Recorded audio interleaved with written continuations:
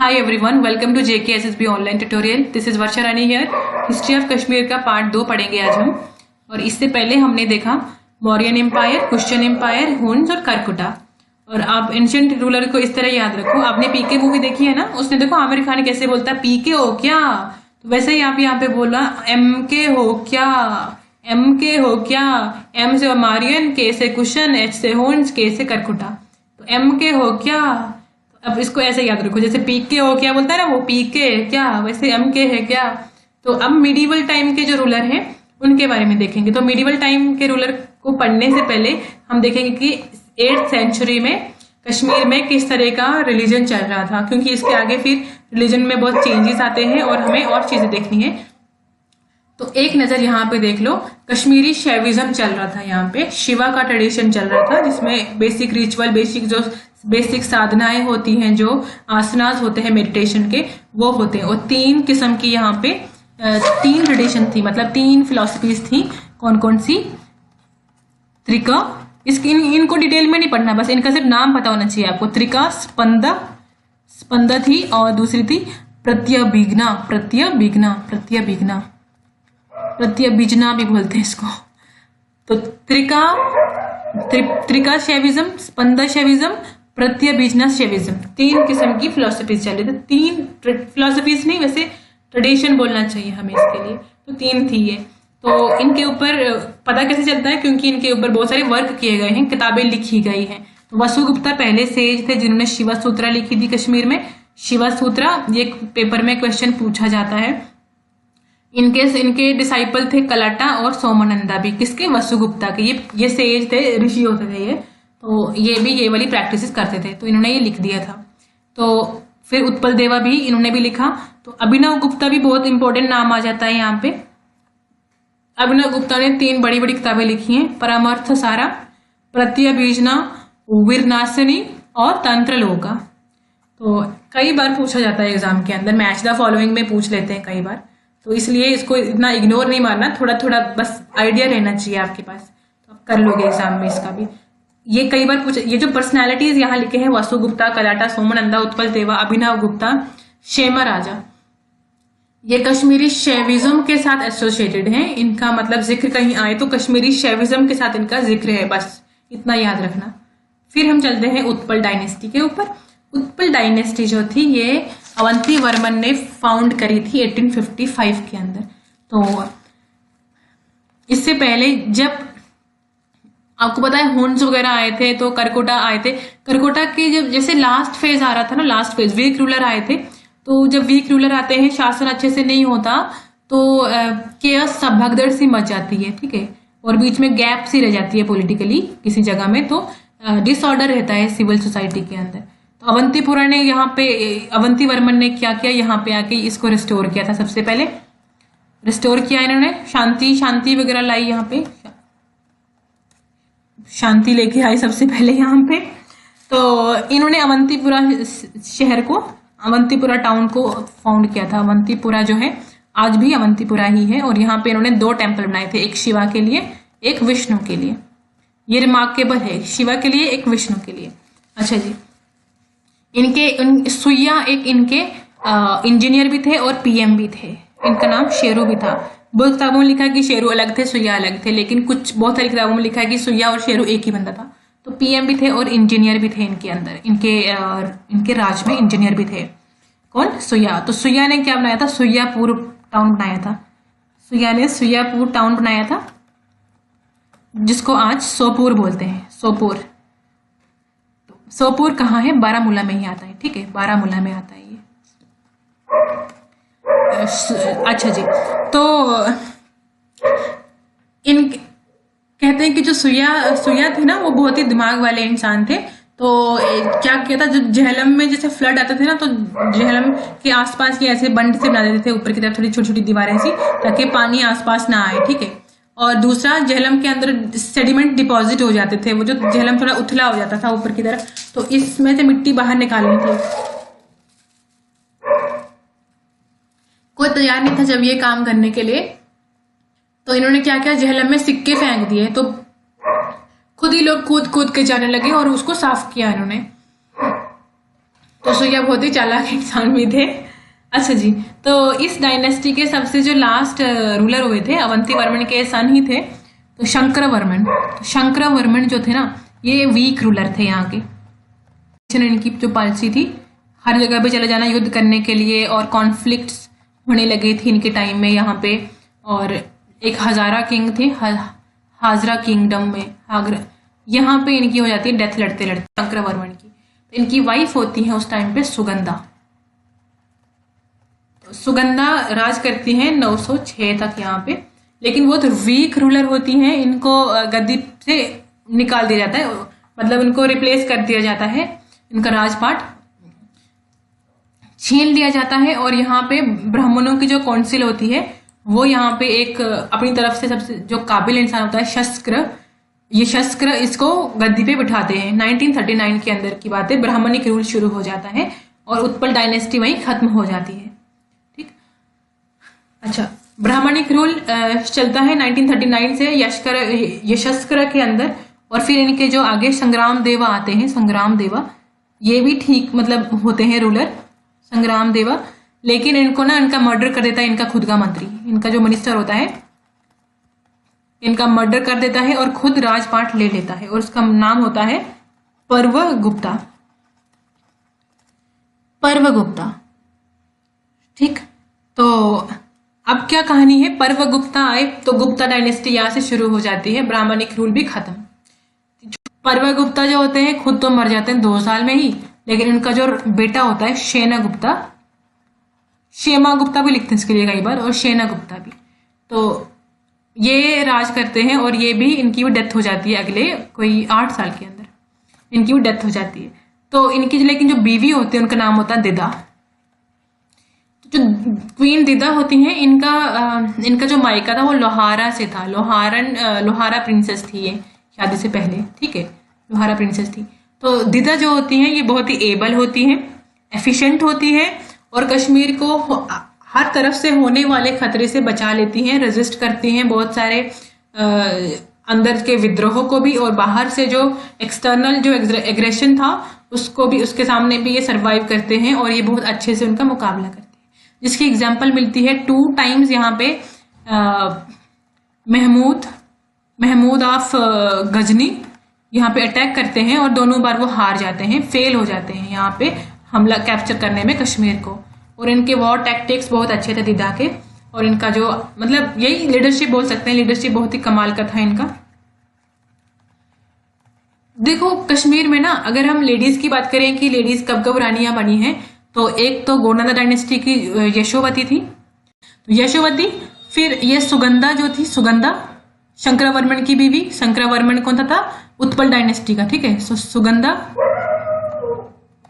सुगंधा और अब ये दिदा, सीक्वेंस ऐसा नहीं है, इनके बीच में बहुत सारे और भी आदमियों ने राज किया है, तो ये मैं सिर्फ लेडीज की बात कर रही हूँ सिर्फ। और फिर दिदा आती है, कोटा रानी आती है, कोटा रानी आती हैं, और नूरजहान आती हैं, नूरजहान। अब देखो कहानी क्या है, यशोवती तो 2-3 महीने की बात थी, उसके लिए आई थी। सुगंधा जो थी ये 3-4 साल के लिए आई थी, और ये भी बहुत वीक रूलर थी, ठीक। यशोवती को भी बहुत सपोर्ट करते थे लोग, तभी ये भी टिक पाई थी। और जो दिदा थी अपने दम पे थी, पति भी मर गया था इनका, और कोई सपोर्ट नहीं था कहीं से भी। ये बहुत ही ज़्यादा स्ट्रांग थी, और बहुत ज़्यादा सालों तक इन्होंने राज किया है। तो और जो कोटा रानी है ये भी वीक रूलर थी, ज़्यादा देर तक इनका भी चल नहीं पाया साम्राज्य। और जो नूरजहान थी ये बहुत ही समझदार थी, वाइज थी बहुत। तो जब उनके पति बीमार हो जाते हैं तो ये चला रही होती है पूरा शासन। नूरजहान बहुत ही वाइज होती हैं ये। और पूरा जब कश्मीर भी जब मुगल साम्राज्य के अंदर ही था, तो अगर पूरे मुगल साम्राज्य की जो क्वीन है वही कश्मीर की भी क्वीन हुई ना, मतलब बेशक कश्मीर को राज वहां पे गवर्नर किया करते थे डायरेक्टली नूरजहान कश्मीर पे राज नहीं करती थी, पूरे देश पे करती थी, ठीक है, लेकिन हुई तो क्वीन ही ना। तो इस तरह से, लेकिन जो दिदा थी ना उनका कोई मुकाबला नहीं था। दिदा के साथ बहुत बड़े बड़े योद्धा भी अगर खड़े कर दो, तो इनके जो टैक्टिक्स थे, इनके जो वॉर का जो तरीका था, हर चीज वो बहुत ही जबरदस्त था, अनमैचिंग था। इन जो लेडीज और क्वींस बनी थी, इनका तो सवाल ही नहीं उठता। जो आदमी थे उनके कंटेम्प्रेरीज के, उनके साथ भी मैच नहीं होता, इतनी जबरदस्त इनकी जो फौज या कहिए जो लीडरशिप कह दे तो ऐसी थी। तो पहली प्रोमिनेंट फीमेल अगर कोई पर्सनैलिटी हुई है कश्मीर में तो वो दीदा थी, दीदा। अच्छा जी, लेकिन देखो अब दीदा की अपनी कोई औलाद नहीं थी, तो दीदा ने क्या किया लास्ट में, अपने उनका एक भाई था उदयराज, मैं भाई लिख रही हूँ, उदयराज लोहारा डायनेस्टी में था। तो इनको बोला कि इनका जो बेटा था, उनका बेटा जो होता है भाई का बेटा, उसका नाम होता है संग्राम राज। तो संग्राम राज जो होता है उसको बोलती हैं कि तुम अब राजपाट संभाल लो। तो 1003 में दीदा मर जाती हैं और संग्राम राज यहाँ पे राजपाट संभालते हैं। तो शुरू हो जाती है यहाँ से कौन सी डायनेस्टी, अब लोहारा डायनेस्टी। तो लोहारा डायनेस्टी शुरू हो जाती है। सबसे पहला किंग होता है संग्राम राज। तो संग्राम राज जो होता है, अब पहले तो ठीक इनका रूल चलता है, लेकिन आगे आगे ना यहाँ पे मिस रूल होने शुरू हो जाता है कश्मीर के अंदर इनकी वजह से।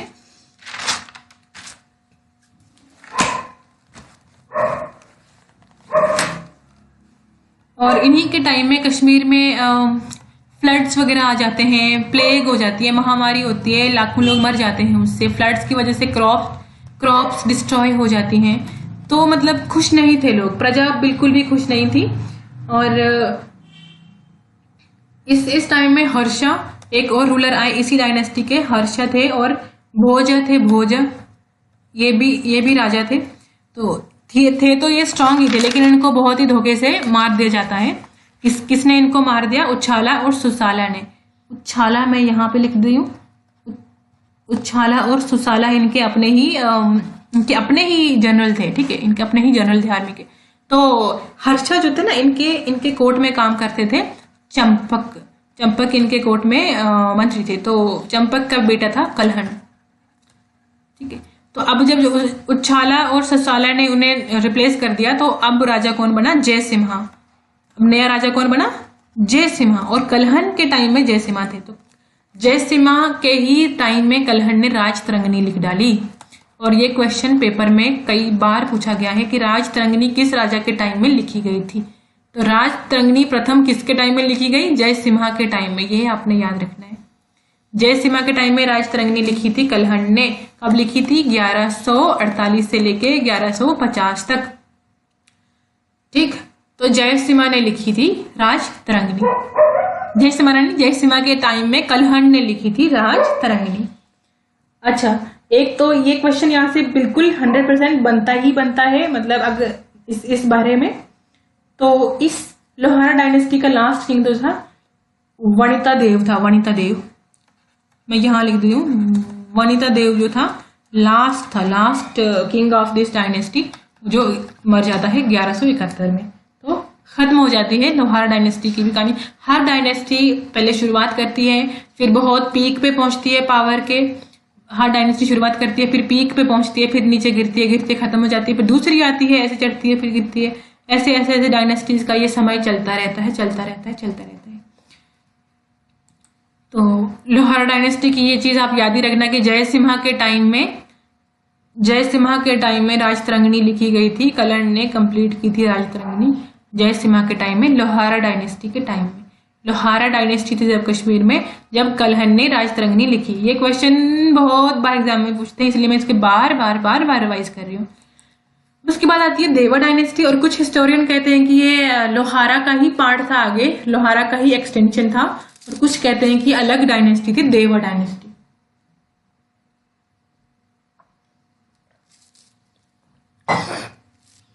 तीन एडवेंचरर्स होते हैं सहादेव के टाइम में। दो नोटेबल किंग्स होते हैं देवा डायनेस्टी के, संग्राम देव और सहादेव। तो सहादेव जब राज कर रहा होता है तो तीन एडवेंचरर्स यहाँ पे आते हैं, शाहमीर, रिंचन और लंकर। शाहमीर स्वाट रीजन से आता है, अफगान के स्वाट रीजन से आते हैं। रिंचन जो होते हैं लद्दाख के प्रिंस होते हैं ये। और लंकर जो होते हैं ये दर्द से आते हैं, दर्द होते हैं, ठीक है। दर्द मतलब ये गिलगिट हुंजा से आते हैं। तो ये तीन लोग हैं। देखो ये तीन एडवेंचरर्स हैं। और आगे की जो कश्मीर की हिस्ट्री है, अब उसमें बहुत चीजें बदलने वाली हैं और इन लोगों का उसमें रोल होने वाला है। कैसे? देखो, जो सहदेव थे ना, उनके टाइम में यहाँ पे बहुत बड़ा इन्वेजन होता है कश्मीर में। दालूचा आता है, प्लंडर करके चला जाता है, लूट मार करके आता है। 60,000 लोग लेके आया था, हाथों में आग लेके, तलवारें लेके, और गांव के गांव इन्होंने, टाउन के टाउन इन्होंने, सब कुछ डिस्ट्रॉय कर दिया था यहाँ का, जो जो इनके सामने आया था। ये आते ही लूट मार करने के लिए थे और ये मार पीट के सब चले जाते थे। ठीक है, दालूचा जो था ये मंगोल था, ये ठीक है, मंगोल ये चीफ था। तो ये अपने साथ इतने ज्यादा, और आया कहाँ से था? जोजिला वाले एरिया से आया था। देखो, इतने खतरनाक रास्ते से कोई आया होगा तो यहाँ पे आंखें उतारने तो नहीं आया होगा, ऑब्वियसली कुछ ना कुछ खतरनाक करने के लिए आया होगा। तो शायद जो थे ना, अपनी जान बचा के यहाँ से भाग गए। तो जो रिंचन जो प्रिंस थे, उन्होंने इस टाइम का फायदा उठाया। यहाँ पे सिविल अनरेस्ट था, केयस, भगदड़ मच गई थी कश्मीर के अंदर। तो रिंचन ने यहाँ पे आके भागदौड़ संभाली और रिंचन बन जाते हैं यहाँ पे किंग। रिंचन बन जाते हैं किंग। तो रिंचन जब किंग बनते हैं तो इन्होंने शाह मीर को अपना बना दिया मिनिस्टर। शाह मीर को अपना ये वजीर बना लेते हैं। तो रिंचन जैसे रिंचन को ना इस्लाम कबूल करवाते हैं। शाह मीर इनको बताते हैं कि देखो, आसपास के जो टेरिटरीज है वहां पे भी इस्लामी हैं, तो आपको सपोर्ट अच्छी मिलेगी, आप कर लो कन्वर्ट। तो इन्होंने भी पॉलिटिकल इंटरेस्ट और खुद भी अपना इंटरेस्ट दिखाया इस रिलीजन में और इस्लाम कन्वर्ट कर लिया। लेकिन अब दिक्कत थी कि करें कैसे, पता तो है नहीं कि होता क्या है। तो एक स्कॉलर था यहाँ पे बहुत ही जबरदस्त, जिनका नाम है बुलबुल शाह। ठीक है, तो बुलबुल शाह जो होते हैं इस्लाम के जो बहुत अच्छे स्कॉलर होते हैं, ये रिंचन को हेल्प करते हैं इस्लाम कबूल करने में, ये हेल्प करते हैं इन्हें। तो इनके इनके इनके मतलब सामने रिंचन इस्लाम को कबूल करते हैं और अपना नाम फिर ये चेंज कर देते हैं। तो अपना नाम क्या रखते हैं? सुल्तान शद्रुद्दीन कर देते हैं ये अपना नाम, सुल्तान शद्रुद्दीन। देखो, अभी तक यहाँ पे अवाम को कोई टेंशन नहीं है कि राजा किस रिलीजन से है, और राजा को भी कोई टेंशन नहीं है कि उसकी अवाम कौन से रिलीजन से है। हाँ, अभी उसके बाद जब टाइम आने लगा तो बहुत ज्यादा मतलब जैसे हवा चलने लगी थी इस्लाम की, कि इस्लाम है इस्लाम है, और सबको लग रहा था कि आगे वाले टाइम में हर कोई इस्लाम होगा, तो जो मतलब बोलते हैं चढ़ते सूरज को सलाम करेंगे, तो उस तरह का कुछ हालत था। लेकिन अभी तक किसी को कोई फर्क नहीं पड़ता किस रिलीजन से कौन सा राजा है। राजा के लिए अपना अवाम सब कुछ था, और अवाम के लिए अपना राजा जो था मतलब रिस्पेक्टफुल होता था। ठीक, अगर वो उनके लिए अच्छा काम कर रहा है तो। अब क्या हुआ, सुल्तान शद्रुद्दीन होते हैं, लेकिन इनकी हो जाती है जल्दी डेथ। उनकी बहुत जल्दी जब डेथ हो जाती है, रिंचन देखो आप 1320 से लेके 1323 तक इनका चला, और उसके बाद इनकी हो जाती है डेथ बहुत ही जल्दी। तो अब क्या करें, जो उनकी जो वाइफ होती है, कोटा रानी नाम होता है इनका, कोटा रानी। तो कोटा रानी जो होती है ये शादी कर लेती हैं उद्यान देवा से। किससे शादी करती हैं ये? उद्यान देव से, जो कि सहदेव के छोटे भाई होते हैं उद्यान देव, उनसे वो शादी करती हैं। तो फिर उद्यान देवा फिर लास्ट हिंदू रूलर होते हैं। अगर हम आदमियों में देखें तो उद्यान देवा लास्ट हिंदू रूलर होते हैं, और अगर ऑप्शन में एग्जाम में कोटा रानी लिखा होगा तो कोटा रानी आएगा। क्यों? क्योंकि उद्यान देवा भी कुछ समय के बाद इनकी डेथ हो जाती है, तो फिर पीछे बची कोटा रानी। तो जो कोटा रानी चलाती हैं, उद्यान देवा की भी जब डेथ हो जाती है तो कोटा रानी अपनी तरफ से बहुत ही बहादुरी से इस शासन को चलाती हैं। लेकिन शाह मीर के सामने ज्यादा टिक नहीं पाई। शाह मीर जो थे इन्होंने इनको रिप्लेस कर दिया। शाह मीर मंत्री थे रिंचन के, लेकिन इन्होंने कोटा रानी को रिप्लेस कर दिया और खुद उन्होंने स्टेब्लिश कर दी शाहमीरी डायनेस्टी। तो यहाँ से इस्लामिक डायनेस्टी का राजा बनते हैं, तो उनका नाम हो जाता है सुल्तान शमसुद्दीन। पूछ लेते हैं कि सुल्तान शमसुद्दीन किसका नाम था। ठीक है, तो ये था शाह मीर का ही नाम, सुल्तान शमसुद्दीन। इनकी डायनेस्टी के जो प्रोमिनेंट रूलर्स हुए हैं वो है सुल्तान शिहाबुद्दीन, कुतुबुद्दीन, सुल्तान सिकंदर और सुल्तान ज़ैनुल अब्दीन। सुल्तान शिहाबुद्दीन को बोलते थे ललितादित्य ऑफ मिडीवल कश्मीर। तो किसको बोलते थे? इसको। अच्छा, तो कुतुबुद्दीन के लिए कुछ नहीं, सिकंदर को बोलते थे भाई औरंगजेब ऑफ कश्मीर बोलते थे सिकंदर को, और सुल्तान ज़ैनुल अब्दीन को बोलते थे अकबर ऑफ कश्मीर। क्यों बोलते थे इसके बारे में हम आगे बात करते हैं। तो औरंगजेब को बोलते थे बुत शिकन भी बोलते, सुल्तान सिकंदर को बुत शिकन भी बोलते थे, बुत शिकन, क्योंकि इन्होंने बुत तोड़े थे, मूर्तियां तोड़ी थी। तो जो जैन उल अब्दीन थे उनको अकबर ऑफ कश्मीर के साथ साथ बदशाह भी बोलते थे। बदशाह मतलब, बदशाह का मतलब होता है ग्रेट किंग, तो उनको बहुत पसंद करते थे लोग, तो बदशाह भी बोलते थे उन्हें।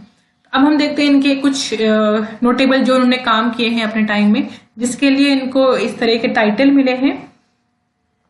तो चलो शुरू करते हैं इनके बारे में एक एक करके। तो ललितादित्य ऑफ कश्मीर बोलते थे इनको, पहले हमने बता दिया क्यों बोलते थे भाई। इन्होंने बहुत सारी जो जगह थी वो कैप्चर करी थी, अपने कश्मीर में ऐड करी थी। कौन कौन सी?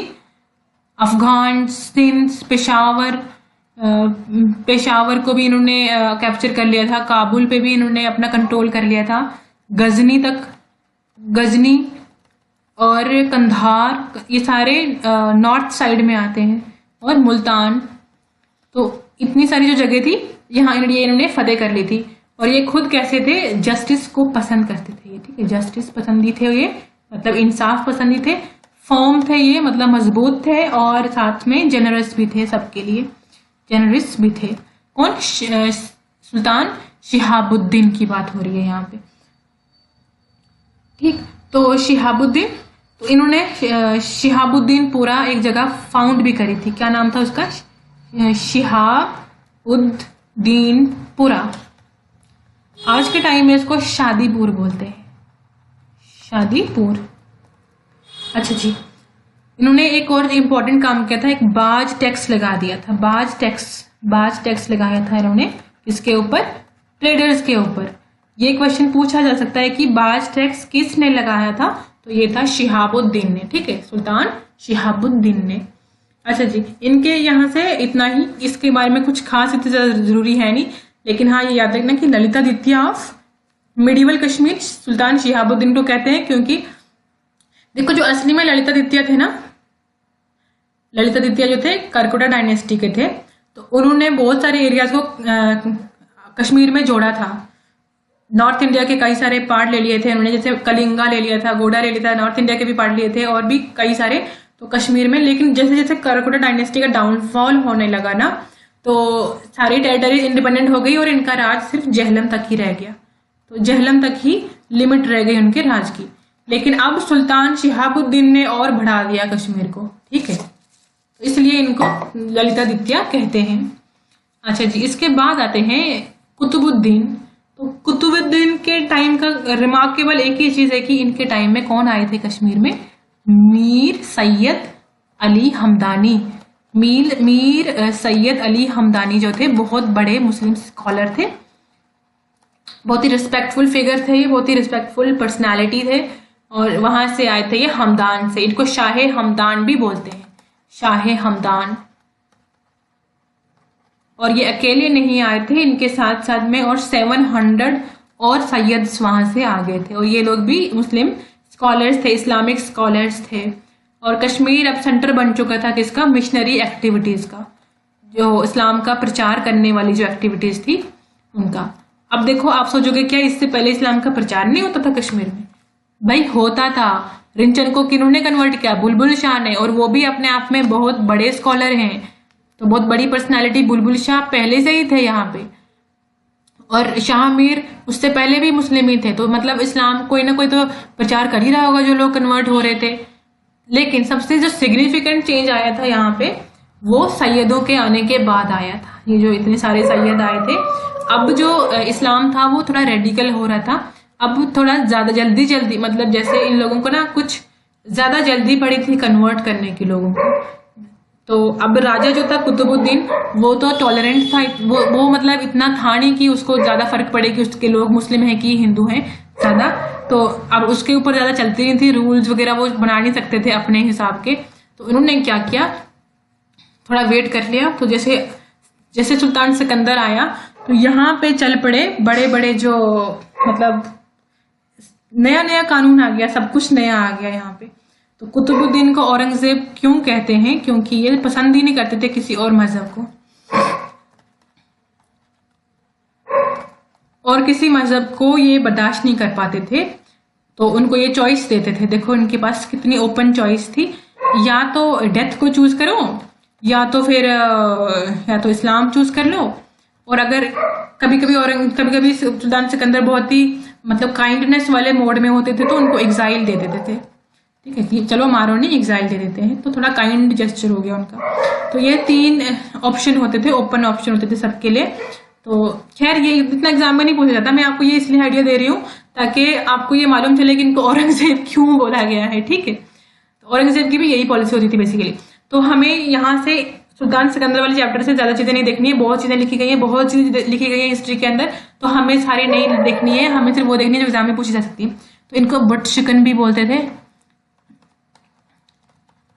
बुट शिकन बोलते हैं मूर्तियां तोड़ने वाले को, आइडल ब्रेकर होता है इसका मतलब, आइडल ब्रेकर। इन्होंने मंदिरों को भी तोड़ा था, मूर्तियों को भी तोड़ा था, सब चीज को तोड़ा था।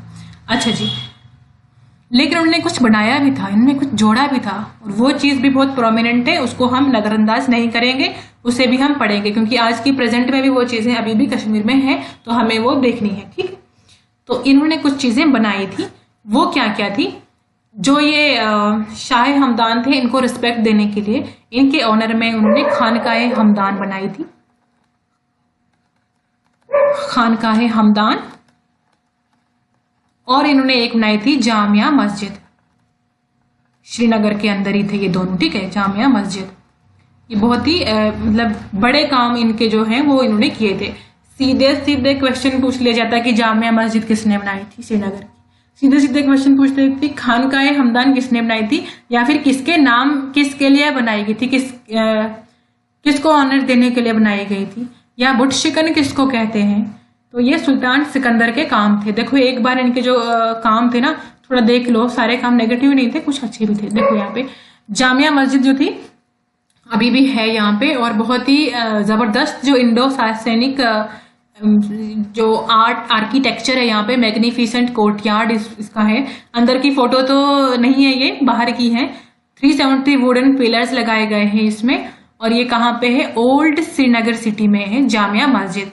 बहुत ही आलिशान ये मस्जिद है, और तब से अभी तक मतलब इसने मतलब बहुत कुछ देखा है इस मस्जिद ने, जैसे अफगान रूलर्स के जो हमले होते थे कश्मीर में, बहुत चीजें बर्दाश्त करते करते ये चीजें बेशक बाद में रिपेयर वगैरह भी करे गए हैं। तो मुस्लिम असेंबल होते हैं यहाँ पे काफी सारे प्रेयर के लिए। खैर ये चीज बताने की जरूरत नहीं है, ये तो पता ही है सबको कि क्या होता है। तो हाँ, मेन चीज ये देखना, ये नहीं भूलना कि सुल्तान सिकंदर ने किए थे। सुल्तान सिकंदर ने 2 ही मेन काम किए हैं, बड़े बड़े काम किए हैं। क्या क्या? जामिया मस्जिद बनाई है और खानकाहे हमदान बनाई है, खानकाहे हमदान बनाई है। दोनों ही ओल्ड श्रीनगर की सिटी में है। तो जामिया मस्जिद कब बनाई? 1400 AD में बनाई थी, और खानकाहे मौला जो थी वो बनाई है इन्होंने, मतलब खानका भी बोलते हैं इसको, खानका या शाह हमदान मस्जिद भी बोलते हैं। तो ये इन्होंने बनाई थी कब? 1395 में, 1395 में बनाई थी इन्होंने। तो बहुत अच्छे से इन्होंने काम किया था यहाँ पे। सारे काम एक जैसे नहीं होते। जो सिकंदर थे तो आपने इनके सिर्फ 2 ही काम याद रखने हैं, और एक उनका जो टाइटल थे, टाइटल इनको 2 टाइटल मिले थे, औरंगजेब ऑफ कश्मीर और बुट शिकन। और 2 इन्होंने चीजें बनाई थी, एक थी मस्जिद जामा मस्जिद और दूसरी खानकाह है, ठीक है। 2 इन्होंने ये काम किए थे, और ये जो मस्जिदें थी इनमें पेपर माशी का काम अच्छा हुआ था। खानकाह मौला में वुडन आर्किटेक्चर का काम हुआ था, डेकोरेट किया गया है इसको अच्छे से पेपर माशी के साथ। ओके, तो अब चलते हैं थोड़ा सा और आगे। देखो उनकी और ज्यादा एट्रोसिटीज हैं, वो सब जानने की जरूरत नहीं है, वो एग्जाम में पूछी भी नहीं जाती। तो अब देखते हैं आगे सुल्तान ज़ैन उल अब्दीन। तो इनको क्या क्या कहते हैं? बडशाह कहते हैं। देखो टाइटल हमेशा याद ही रखना, बडशाह भी कहते हैं, अकबर ऑफ कश्मीर भी कहते हैं, अकबर ऑफ कश्मीर। और greatest ruler of the medieval, greatest ruler जो थे, रूलर ऑफ मिडिवल कश्मीर, वो भी ज़ैन उल अब्दीन ही थे। इन्होंने अपने सब्जेक्ट्स के लिए बहुत ज्यादा काम किया था। आर्ट और आर्किटेक्चर के लवर थे, लिटरेचर इनको पसंद था, बहुत ज्यादा बुद्धिमान लोग इनके पैटर्नेज में थे। तो कश्मीर को एक तरक्की की तरफ लेके जाने वाला राजा मुस्लिम में से ये समझ लो पहला ही था, ठीक है। तो बहुत ही जबरदस्त किया था इन्होंने काम। कुछ हिस्टोरियन कहते हैं कि इनका राज 35 साल तक चला, कुछ कहते हैं कि 50 साल तक चला। ज्यादातर जो इन बुक से हमने देखा है 50 साल लिखा, 1420 से 70 तक, मतलब 50 साल होते हैं। अच्छा जी, तो इनके बारे में और देखते हैं कि इन्होंने क्या क्या किया था। ठीक है, इनके जितने काम गिनोगे ना उतने कम हैं। ठीक है, इन्होंने जितने आप गिन लोगे उतने कम काम हैं इनके। तो हम कुछ मेन देख लेते हैं जो कि एग्जाम में पूछे जा सकते हैं। देखो, इन्होंने जो राज तरंगिणी थी ना, उसको इन्होंने पर्शियन में ट्रांसलेट करवाया था। इनके पास एक बंदा था, राइटर बहुत बड़ा, मतलब स्कॉलर कहे तो स्कॉलर, मुल्ला अहमद था। ठीक है, सॉरी, मुल्ला अहमद जो थे, इन्होंने इनको ट्रांसलेट करके दी क्या क्या, राज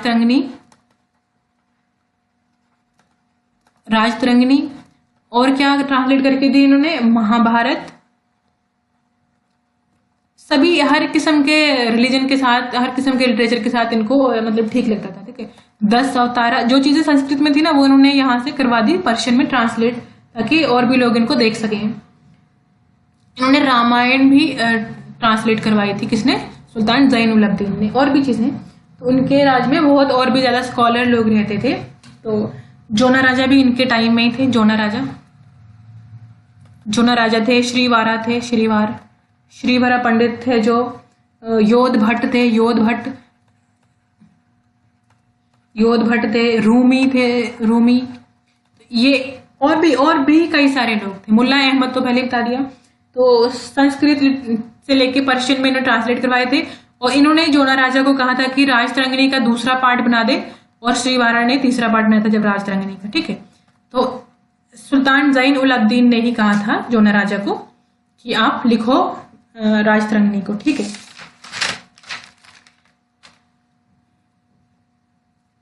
तो काम तो इन्होंने और भी ज्यादा किए थे। कुछ आर्किटेक्चर की बहुत ही मतलब जितनी भी चीजों को कश्मीर में जैना लगेगा, समझ लेना जैन उल अब्दीन ने बनाई थी वो। ठीक है, जैसे कुछ टाउन दे, जैना लंक, जैना कोट, जैना कुंडल, तो हम सब नहीं लिखेंगे यहाँ पे, हम लिखेंगे यहाँ पे जैना कदल की बात करेंगे। जैना कदल जो था ना, जैना कदल कश्मीर का पहला वुडन ब्रिज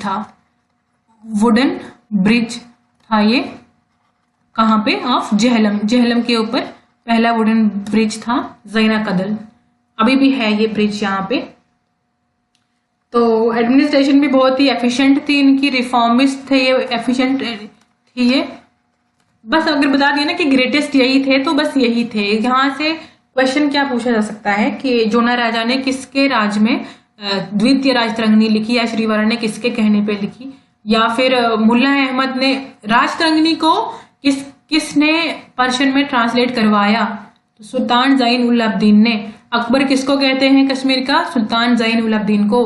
बादशाह किसे कहते हैं, यानी ग्रेट किंग, सुल्तान जैन उल अब्दीन को। उनके अवाम इनको बहुत पसंद करती थी। ठीक है, तो कश्मीर में ये बहुत और चीजें लेके आए जो कि कश्मीरियों के लिए बहुत ज्यादा जरूरी थी। कश्मीरियों के लिए बहुत ज्यादा जरूरी थी जो चीजें, जैसे कि सिल्क के शॉल लेके आए, बुक बाइंडिंग, और भी कई सारे इन्होंने यहाँ पे काम लाए थे। वुड कार्विंग बोलती हूँ मैं। तो ये सब काम जो कश्मीर के लिए लेके आए थे वो सुल्तान जैन उल अब्दीन ही थे। तो एग्रीकल्चर में भी इन्होंने रिफॉर्म लाए थे काफी सारे, साइंटिफिक पैटर्न पे था। कैनाल बनाए थे इन्होंने कश्मीर में। तो जैन उल अब्दीन, तो अब इनका ये खात्मा कैसे हुआ, इतनी स्ट्रॉन्ग डायनेस्टी थी, इतना सब था, लेकिन जैसे ही सुल्तान जैन उल अब्दीन की डेथ होती है ना, उसके बाद यहाँ पे एक वीक रूलर आते हैं इन्हीं की डायनेस्टी के, हबीब। तो सुल्तान हबीब शाह जो होते हैं ये वीक रूलर होते हैं। तो इनके टाइम में मतलब इनको डिथ्रोन, इनको कुर्सी से हटा दिया जाता है। कौन हटाता है इनको, कमांडर होता है जो उनकी आर्मी में, गाजी शाह चक। तो गाजी शाह चक इनको हटा देता है और यहाँ पे चक डायनेस्टी शुरू हो जाती है। ठीक है, तो उनका मिलिट्री का कमांडर होता है मोहम्मद गाजी शाह चक। जो तीन एडवेंचरर आए थे ना, कौन कौन से थे, एक था रिंचन, एक था शाहमीर। ठीक है, शाहमीर और रिंचन था एक, और सब दोनों का राज हो गया, तीसरे की बारी थी। तो तीसरा कौन था, लंकर चक। ठीक है, लंकर चक, तो ये उसी का रिलेटिव था गाजी शाह चक। तो अब इनकी बारी थी। राज करने की यहाँ पे। लेकिन इनकी डायनेस्टी में बहुत ही खतरनाक कोई बड़े जबरदस्त लीडर यहाँ थे ही नहीं। तो कुछ गाजी शाह चक के बाद यहाँ पे आई हुसैन चक। तो हुसैन चक के बाद यहाँ पे आते हैं सुल्तान अली शाह, ठीक है, सुल्तान अली शाह। और फिर यूसुफ शाह चक आते हैं, यूसुफ शाह चक आते हैं। और यूसुफ शाह चक के बाद आते हैं याकूब शाह चक। तो होता क्या है, स्टार्टिंग में ये जो रूलर होते हैं गाजी शाह चक, हुसैन सुल्तान, ये बाबर और हुमायूं के हमलों को रजिस्ट करते हैं, उनको रोकते हैं कश्मीर में आने से और कामयाब भी होते हैं। लेकिन जैसे यूसुफ शाह चक आते हैं ना, तो अकबर कश्मीर में राज कर लेता है। अकबर उनको दिल्ली बुलाता है और इनकी वाइफ हब्बा खातून के मना करने के बावजूद भी ये चले जाते हैं। और वहां पे उनको दिल्ली कुछ नहीं, उनको बिहार में एक जेल में डाल दिया जाता है। यहाँ पे 6-7 साल के बाद इनकी डेथ हो जाती है। इनके पीछे इनका जो बेटा होता है याकूब शाह, ये एक वीक रूलर होता है और इसको अकबर की फौज यहाँ पे हरा देती है।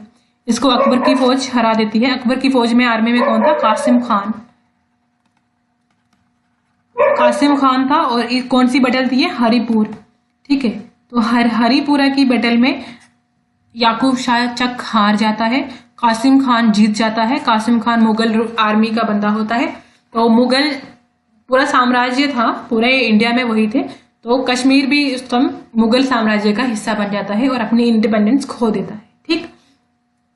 तो यहां से कश्मीर मुगल्स के हाथ में चला जाता है। और मुगल का डायनेस्टी का कौन बंदा था सबसे पहला? फिर यहाँ पे था अकबर, जो मतलब मुगल डायनेस्टी के तो और भी थे, बाबर, हुमायूं सब, लेकिन जिन्होंने कश्मीर में सबसे पहले राज किया वो अकबर थे, ठीक है। और ये मुगल्स कश्मीर में अपने गवर्नर्स के थ्रू राज करते थे, डायरेक्टली यहाँ पे खुद नहीं आते थे ज्यादा। तो चक की अगर मैं एक बार फिर से बताऊं, जो यूसुफ शाह चक थे ना, इन्होंने गुलमर्ग और सोनमर्ग को टूरिस्ट डेस्टिनेशन बना दिया था, मतलब एक पिकनिक रिजॉर्ट बना दिया था, समझ लो, ठीक है। पिकनिक रिजॉर्ट टाइप का बना दिया था इन्होंने इसको। सेहत अफजा मकाम बना दिया था गुलमर्ग को और सोनमर्ग को, क्योंकि वहां खुद भी जाते थे वॉक करने के लिए। तो मुगल एम्पायर के बारे में हम नेक्स्ट वीडियो में देखेंगे। तो आज की वीडियो में इतना ही। आपको जो जो पॉइंट याद रखने हैं ना, वो मैंने आपको बता दिए हैं। इनके जो दूसरा नाम होता था इनका, कि क्या क्या इनको टाइटल मिला होता था, वो आपने याद रखना है। और इनके टाइम में कोई बड़ी प्रोमिनेंट पर्सनैलिटी कश्मीर में आई है अगर, तो वो याद रखनी होती है, ठीक। तो मिलते हैं नेक्स्ट वीडियो में, तब तक के लिए बाय बाय, टेक केयर।